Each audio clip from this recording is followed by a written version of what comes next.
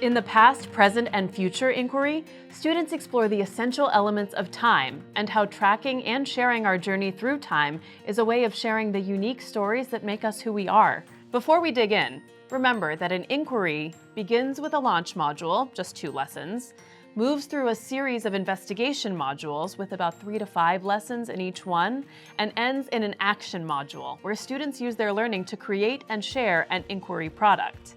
The past, present, and future inquiry launches with the hook lesson, Thinking About Time. In this lesson, students participate in a mingle pair share to reflect on their first day of school, exploring how past experiences can prepare them for the future. At the end of the lesson, students are introduced to the inquiry question that will guide their exploration.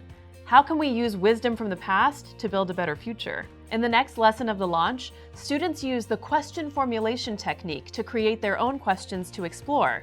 These questions get recorded on an anchor chart so they can be revisited and revised throughout an inquiry. Remember, at the beginning, students might not have many questions yet since they are just getting started with their exploration. During the first few lessons, the class will also start its vocab wall and begin an inquiry long display, the class timeline inquiry wall, which will grow throughout the inquiry as students build an understanding of the essential elements of time.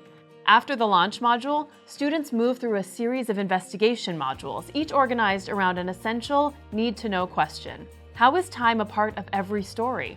What wisdom can we gain from cycles in time? What wisdom can we gain from others in the past? What wisdom can we gain from our own actions? Let's look at a few highlights from each module.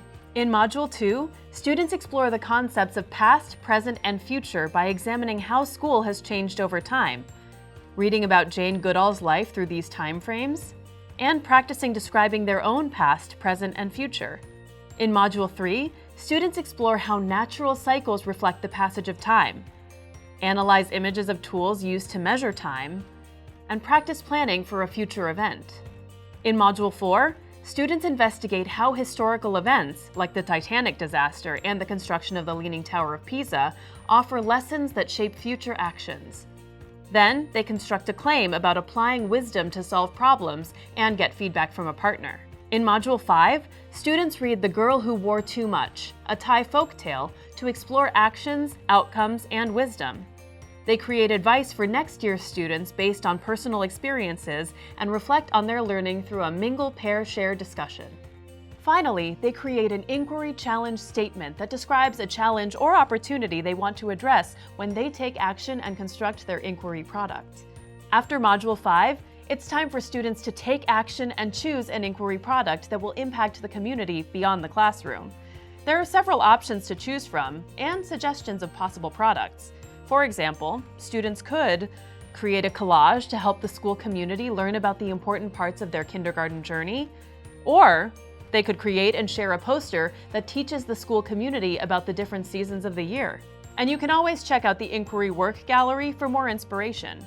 These examples come from InquireEd's partners across the country and around the world. Whatever product they create, Module 6, the Action module, will guide students through the design process step by step. And that's a quick overview of the past, present, and future inquiry.